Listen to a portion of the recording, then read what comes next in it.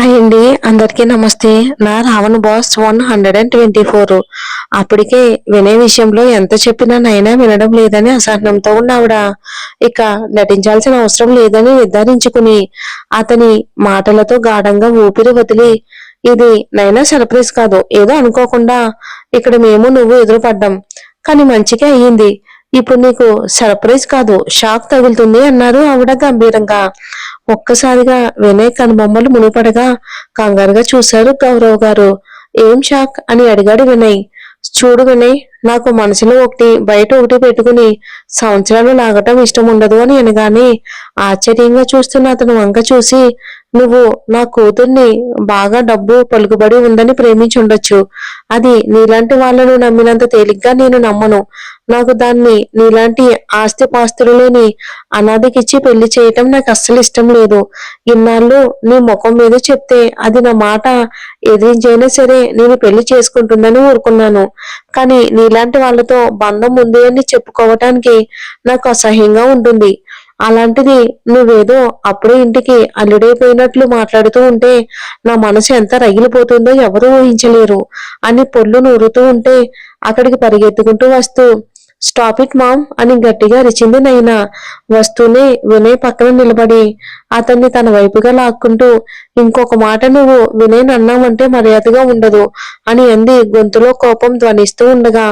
పుట్టినప్పటి నుండి ఎన్ని రకాల ఆంక్షలు పెట్టినా కనీసం కోపడ్డం అలగడం చేయని నైనా ఒక్కసారిగా అంత మాట అనేసరికి కోపం కట్టలు తెంచుకుని ఆమెనేమీ అనలేక వినయ్ వంక తిరిగి, చూడు నా కూతురు నిన్నెలా వెనకేసుకుని వస్తుందో, నీ బుద్ధి అర్థమయ్యేలా దానికి ఎంత చెప్పినా దాని చెవికి ఎక్కడం లేదు అనేసి నైనా వంక తిరిగి, నీకెలా చెప్తే అర్థమవుతుంది నైనా? వాడు నీ డబ్బు చూసి నీ వెనకాల పడ్డాడు. మన ఆస్తిపాస్తులన్నీ నీ పేరు మీదే ఉన్నాయి. నేను పెళ్లి చేసుకుంటే కోటీశ్వరుడే పోవచ్చని నిన్ను ట్రాప్ చేశాడు అంది ఆవేశంగా. చాలు మమ్మీ చాలు, ఇక ఆపు. వినయ్ ఏం నా వెంట పడలేదు. కాలేజ్ నుండి నేను ప్రపోజ్ చేస్తూనే ఉన్నాను. ఈ మధ్య నా ప్రేమను అంగీకరించాడు. తన గురించి ఇలా మాట్లాడడానికి నీకు నోరు ఎలా వచ్చింది అసలు అని అప్పటికే గొంతులో దుఃఖం నిండగా కళ్ళల్లో నిండిన నీళ్లను బుగ్గల మీదకి జారిస్తూ తన కూతురు ఏడవడం వినయ్ మౌనంగా ఉండడం చూసి మరింతగా మండి, నా కూతుర్ని పిచ్చిదాన్ని చేశావు కదూ అని పొర్లు నూరుతూ అనేసి, చిన్నప్పటి నుండి అది దిగులుగా ఉండడాన్ని చూడలేదు నేను. అలాంటిది ఏడిపిస్తున్నావు. వెనక ముందు ఎవరూ లేని అనాథవి. ఆస్తి ఆస్తిపాస్తులు లేని అనామకుడివి. నీకేం తెలుస్తాయిలే ఈ ప్రేమలు. నీకు నిజంగా మా నైనా మీద ప్రేమ ఉంటే తనని వదిలేసేయ్, లేదంటే నేనేం చేస్తానో అంటూ ఒక్కడుగు ముందుకు వేయగానే స్టాప్ స్టాప్ దేర్ అంటూ అక్కడికొస్తూ వినిపించింది ఆకాశ్ గొంతు. అందరూ ఒక్కసారిగా అటు చూడగానే గొంతు గుర్తుపట్టి అటు చూడకుండానే కళ్ళల్లో నిండిన నీళ్లను కిందకి చూస్తూ తుడిచేసుకుని ఆకాశ్ వైపుకు నడిచాడు. అతని ఆవేశం చూస్తూ, రే అక్కి ఎప్పుడొచ్చావు అంటూ అతన్ని హత్తుకున్నట్లు చేసి, పద అలా వెళ్ళి మాట్లాడుకుందాం అని అక్కడ జరుగుతున్నదేది అతనికి తెలియకూడదనే ఉద్దేశంతో ఆకాష్ ని దూరంగా తీసుకెళ్లడానికి ప్రయత్నించారు. ఎర్రబడిన వినయ్ కళ్ళల్లోకి చూస్తూ ఒక క్షణం ఆగి, నువ్వు ఆగరా అంటూ నాలిని దగ్గరికి నడిచేందుకు కదలగా వెంటనే అతని చెయ్యి పట్టుకుని ఆపి, వద్దక్కి అని అనేసి అక్కడి నుండే, సారీ ఆంటీ, నాకు ఈ విషయాలన్నీ తెలియవు. తెలుసుంటే ఇంతవరకు తీసుకురాకపోయేవాడిని. క్షమించండి. నైనా మీకు నచ్చిన అబ్బాయిని ఇచ్చి పెళ్లి చేసుకోండి. ఇక మీదట ఆమె వైపు కూడా నేను రాను అంటూ వాళ్ళ వంక చూడకుండా చెప్పేసి వెళ్లేందుకు ఆకాష్ చెయ్యి పట్టుకుని కదలబోయాడు వినయ్. ఇంచు కూడా కదలలేదు ఆకాష్. అక్కడే నిలబడి నలిని వంక ఎర్రబడిన కళ్ళతో చూశాడు. వినయ్ అన్న మాటలకు గొంతులో దుఃఖం పొంగుకొస్తూ ఉండగా ఏడుస్తూ అతని కళ్ళల్లోకి చూస్తూ ఉండిపోయింది నైనా. వినయ్ మాత్రం అటు తల కాదు కదా, చూపు కూడా తిప్పడం లేదు. వినయ్ మాటను విని నలిని కాస్త తగ్గినా ఆకాష్ కోపం చూసి మళ్ళీ ఆవేశపడింది. గౌరవ్ గారు మాత్రం ఎవరిని ఎటువైపు నుండి ఆపాలో తెలియక ఏడుస్తున్న నైనా వంక బాధగా చూశారు ఆయన. వినయ్ పట్టుకున్న చేతిని తన చేతిలోకి తీసుకుని నలిని వంక నడిచి, ఇంకొక మాట ఎక్కువగా మాట్లాడినా సరే నేను ఊరుకునేదే లేదు అని పొల్లు నూరుతూ ఒక్కో అక్షరాన్ని ఒత్తి పలుకుతూ అనేసి, అసలు ఏమనుకుంటున్నారు వాడి గురించి? వాడు కంటికి మీలా డబ్బు కట్టలు ఎప్పుడూ కనబడవు. స్నేహితుడిని వాడుకున్న ఒక్క క్షణానికి వాడు ప్రాణాలు పణంగా పెట్టడానికి కూడా వెనుకాడలేదు. అలాంటిది ప్రేమించిన అమ్మాయిని ఎంత బాగా చూసుకుంటాడు. వాడు జీవితంలోకి రావాలంటే పుట్టుండాలి ఎవరైనా సరే అని ఏడుస్తున్న నైనవంక ఒకసారి చూసి మళ్ళీ ఆవిడ వైపుకు తిరిగి వినయ్ భుజం మీద చెయ్యేసి దగ్గరికి తీసుకుని, వీడు అనామకుడు కాదు, మా నాన్న ఎప్పుడో వీన్ని దత్తత తీసుకున్నారు అని అనగానే వినయ్ ఆశ్చర్యంగా ఆకాష్ వైపు చూడగా షాక్ తో చూసింది నళిని. అండ్ వీడు ఏమీ లేని అనాథ కాదు అనేసి రాబర్ట్ అని పిలవగా కాస్త దూరంలో ఉన్న అతను ఒక సూట్ కేసుతో పరిగెత్తుకొచ్చి ఆకాష్ తల ఊపుతూ సైగ చేయగానే దాన్ని టేబుల్ మీద పెట్టి తెరిచాడు. అందులో సగం పైగా ఉన్న పేపర్ల వంక చూపిస్తూ, అవన్నీ వీడి పేరు మీద ఉన్న కంపెనీలు, నాకన్నా 2 నెలల పెద్దవాడు కాబట్టి నా అన్న స్థానాన్ని వాడికిచ్చి మా నాన్న తయారు చేయించిన దస్తావేజులు అనగానే వినయ్తో సహా అందరూ కళ్ళు పెద్దవి చేసి చూస్తూ ఉండగా, ఏంట్రా నువ్వు చెప్పేది అని కనుబొమ్మలు ముడివేసి అడిగాడు వినయ్. అతని వంక చూసి, అవునరా, ఇది ఎప్పుడో జరిగింది. నీ బర్త్డే రోజు నీ చేతిలో ఇవి పెట్టి నేను సర్ప్రైజ్ చేద్దాం అనుకున్నా, కానీ ఆ రోజు ఏవో జరిగిపోయాయి. ఇక స్పెషల్ డే కోసం చూస్తూ ఉండగా నైనా వాళ్ళ పేరెంట్స్ తో నువ్వు మాట్లాడ్డామని తెలియగానే డైరెక్ట్ గా పెళ్లిలోనే సర్ప్రైజ్ చేద్దాం అనుకున్నా. కానీ డబ్బు డబ్బు అని కలవరించే మనుషులతో నువ్వు ఇన్ని మాటలు పడాల్సి వస్తుందని ఊహించలేదు. ఇంత దూరం తెచ్చాను అని అనేసి నళిని వంక చూసి, వీడికి కోట్ల ఆస్తి ఉంది. తండ్రి, తమ్ముడు, ఫ్రెండు అందరూ ఉన్నారు. అనాథ కాదు, అనామకుడు కాదు. ఇప్పుడు మీ అమ్మాయినిచ్చి పెళ్లి చేయటంలో మీకు ఎలాంటి అభ్యంతరం లేదనుకుంటా అని అన్నాడు ఆకాష్. దాంతో విషయం పూర్తిగా అర్థమైపోయి మంచి సంబంధం చేయి జారిపోకూడదని కాస్త తడబడుతూ అప్పుడే కన్నీళ్లను తుడుచుకుని ఆశగా తన తల్లి వంక చూస్తున్న నైనా వైపు చూసి, ఏం లేని వాడితో పెళ్లి చేస్తే కూతురు సుఖపడదని ఆలోచించాను. నాకు ఈ పెళ్లి ఇష్టమే అని ఆవిడ అనగానే సంతోషంగా వినయ్ వంక చూసింది. ఆమె ముఖం వైపు చూసి బాధగా అనిపిస్తున్నా నియంత్రించుకుని, ఆంటీ, ఆకాష్ వాళ్ళు ఇచ్చినంత మాత్రాన నేను ఈ కంపెనీలన్నిటినీ తీసుకోను. వాళ్ళ ఆస్తుల్లో వాటాన్ని నేను ఎప్పుడూ అడగను, అంగీకరించను కూడా. నా జాబ్ నాకు చాలు. అందులో వచ్చిన డబ్బుతోనే మీ కూతుర్ని మహారాణిలా చూసుకుంటాను. ఇప్పుడు ఇష్టం ఉంటే చెయ్యండి పెళ్లి అని వినయ్ అడగగానే 1/2 నిమిషం పాటు తటపటాయించింది నళిని. దాంతో నైనవంక ఒక చూపు చూసి ఇది సంగతి అన్నట్లు విరక్తిగా నవ్వి ఆకాశ్ వంక తిరిగి, నేను నైనాన్ని పెళ్లి చేసుకోలేనురా. నన్నుగా అంగీకరించలేని కుటుంబానికి నేను అల్లుడిగా వెళ్ళలేను అనేసి అక్కడి నుండి వెళ్ళిపోగా అతని వెనకాలే వెళ్ళాడు ఆకాష్.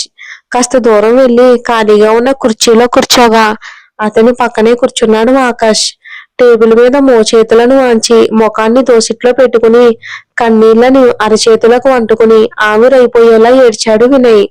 అతని కన్నీళ్లు ఎవరికి తెలియకూడదనుకున్నాడో ఏమో. అతనికి తెలిసిపోగా భుజం మీద చెయ్యేసి తట్టి, నిన్నింకోసారి ఇలాంటి మాటలు అసలు పడనివ్వను అనేసి గాఢంగా ఊపిరి వదిలి, నీకు సర్ప్రైజ్ ఇద్దామని అనుకుని ఇక్కడికి వస్తున్నట్లు నీకు చెప్పలేదు. అయినా డాడీ ఫ్రెండేనంట్రా, మనందరినీ ఇన్వైట్ చేశాడు అంటూ కాస్త దూరంగా ఉన్న టేబుల్ వంక చూపిస్తూ, ఆద్య డాడీ కూడా వచ్చారు, అక్కడ ఉన్నారు అని అన్నాడు వినయ్ వంక చూస్తూ. దాంతో టక్కున కళ్ళను తుడుచుకుని, చా, నా వల్ల అందరు మూడు స్పాయిల్ అవుతున్నట్టుంది అనేసి, పదరా వెళ్దాం. ఆద్యని చూడక చాలా రోజులవుతుంది. తను చాలా హ్యాపీగా ఉండుంటుంది. నువ్వేమీ చెప్పకు అని ఆకాష్ సమాధానం ఇవ్వకముందే అటుగా నడవగానే అతన్ని అనుసరించాడు ఆకాష్. వాళ్ళని చేరుకుని పలకరించగా వినయ్ ముఖం చూసి అప్పటికే అనుమానం రాగా ఏంటని సైగలతో అడిగింది తను.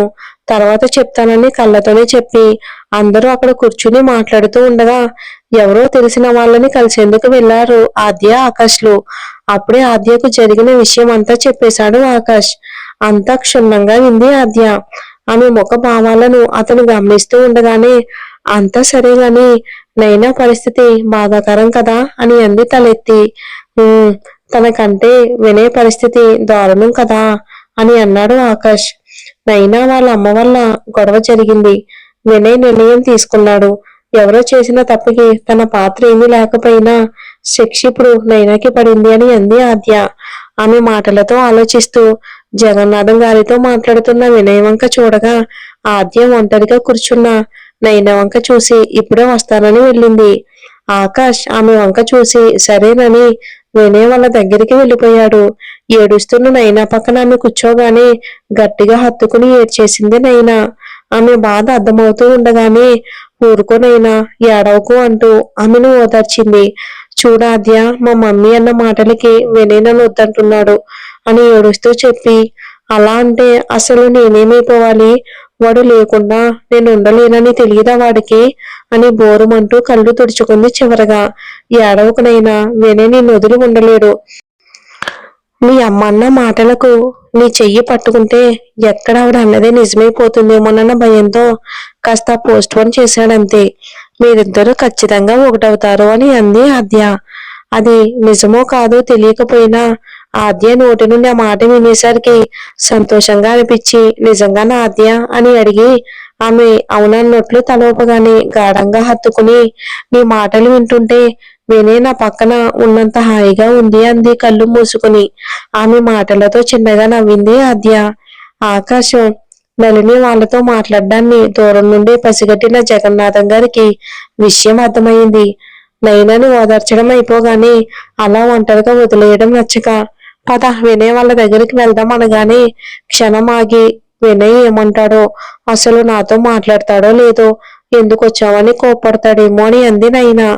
ఆమె వంక చూసి, వినయ్ సంగతి మనకెందుకు, నేను తీసుకెళ్తున్నా నా ఫ్రెండ్గా అంతే, నువ్వు నాతో ఉండు అని ఆమె అనగానే బట్ ఆద్య అని అంటున్న నైనా మాటలను అక్కడితోనే ఆపేసి తనతో పాటు తీసుకెళ్ళింది. సరిగ్గా అదే సమయంలో వరప్రసాద్ గారు కూడా పార్టీకి వస్తూ ఉండడం కనిపించింది. ఆయన్ని పలకరించేందుకు అటుగా వెళ్లారు జగన్నాథం గారు. నైనా రావడాన్ని గమనించిన వినయ్ అక్కడి నుండి లేచి వెళ్ళిపోతూ ఉంటే అతని చేతిని పట్టుకుని ఆపేశాడు ఆకాష్. దాంతో అతను అక్కడే కూర్చోగా వినయ్ అలా తనని దూరం పెట్టడం చూసి నైనా కళ్ళల్లో నీళ్లు తిరిగాయి. ఆమె కన్నీళ్లను తుడిచి కుర్చీలో కూర్చోబెడుతూ ఏదో అందామనుకుని విషయం ఎంత సున్నితమైందో ఆలోచించి తను ఏమన్నా సరే అంత బాగుండదు అని భావించి ఆకాష్కి సైగ చేసింది. దాంతో రే వినయ్, మధ్యలో నైనా ఏం చేసిందిరా, నువ్వు తనకి పనిష్మెంట్ ఇస్తున్నావు అని అనగానే ఆలోచిస్తున్నట్లు ముఖం పెట్టాడు వినయ్. అది చూసి అమ్మయ్య అనుకుని, చూడు పాపం ఇంకొకరిని ఏడిపించడమే కానీ ఏడవడం తెలియని నైనా నీ కోసం ఎలా ఏడుస్తుందో అని అనగానే ఆమె ఏడుపు ఆపేసి కోపంగా చూడగా వినయ్ నైనా వంక బాధగా చూశాడు. పక్కనే ఉన్న ఆద్య భుజం మీద ఒరిగి, చూడాద్య ఆకాష్ ఎలా అంటున్నాడో, ఎప్పుడైనా ఎవరినైనా ఏడిపించానా నేను, నోట్లో నాలుక లేని దాన్ని అని ఆమెను పట్టుకుని ఊపేస్తూ ఉంటే ఆ సన్నివేశం చూసి నవ్వు ఆగక గట్టిగా నవ్వేశాడు వినయ్. దాంతో అతను వంక చూసి మామూలు అయిపోయాడని సంతోషించి టక్కున వినయ్ దగ్గరికి వెళ్ళింది నైనా. ఆమె వస్తూ ఉండగానే అందరి ముందు ఏం చేస్తుందోనని కాస్త బెరుగ్గా అనిపించి అక్కడి నుండి లేచి ఆమెకు అందకుండా వెనక్కి వెళ్ళటంతో అతన్ని అనుసరించింది నైనా. వాళ్ళని చూసి నవ్వుకుంటూ అక్కడే ఆద్య ఆకాష్లో ఉండిపోయారు. వినయ్ కాస్త దూరంగా తీసుకెళ్లిపోయాడు నైనాని. ఇప్పుడు నీ కళ్ళు చల్లబడ్డాయా అని నళిని వంక చూసి ఆవేశంగా అడిగారు గౌరవ్ గారు. సమాధానం చెప్పలేక నిశ్శబ్దంగా చూస్తూ ఉండిపోయిన ఆవిడ్ని చూస్తే కోపం ఇంకా రెట్టింపు అవుతూ ఉండగా, అసలు నీకెందుకు ఇంత డబ్బు పిచ్చి నళిని, నువ్వు ఒకప్పుడు పేదదానివే కదా, నేను గనుక నిన్ను ప్రేమించుండకపోతే నువ్వు ఎక్కడో ఏమోలో అలాగే బ్రతుకుండేదానివే కదా. ఒక్కొక్క ప్రశ్న కత్తుల్లా దాడి చేస్తూ ఉంటే అలాగే వింటూ ఉండిపోయారు ఆవిడ. గాఢంగా ఊపిరి వదిలి, పాపం తనెంతలా ఏడ్చిందో చూసావు కదా, అంతా సరే అనుకున్నాక కూడా ఆ అబ్బాయిని మళ్ళీ బాధ పెట్టావు అనవసరంగా. అతని ఆస్తిపాస్తుల గురించి తెలిసింది కదా, పద క్షమించమని అడుగు, నైనాని పెళ్లి చేసుకోమని చెప్దామని అన్నారు ఆయన. వినయ్ విషయంలో చేసిన దానికి కాస్త పశ్చాత్తాపం ఫీల్ అయినా క్షమాపణ చెప్పడం అనేసరికి మింగుడు పడక, ఏమక్కర్లేదు, క్షమాపణలు చెప్పేంత తప్పు నేనేం చేయలేదు, వాళ్ళు పెళ్లికి ఒప్పుకున్నాను కదా, వాళ్ళనే కన్విన్స్ చేసి నా దగ్గరికి తీసుకురండి, ఒకవేళ అతను ఒప్పుకోకపోతే నైనాకు మరో మంచి సంబంధం చూద్దామంటూ అక్కడి నుండి మొండిగా కదిలిపోయారు నళిని గారు. ఇంతకీ వీళ్ళిద్దరు పెళ్లి అవుతుందో లేదో మరి చూద్దాం వచ్చే ఎపిసోడ్ లో.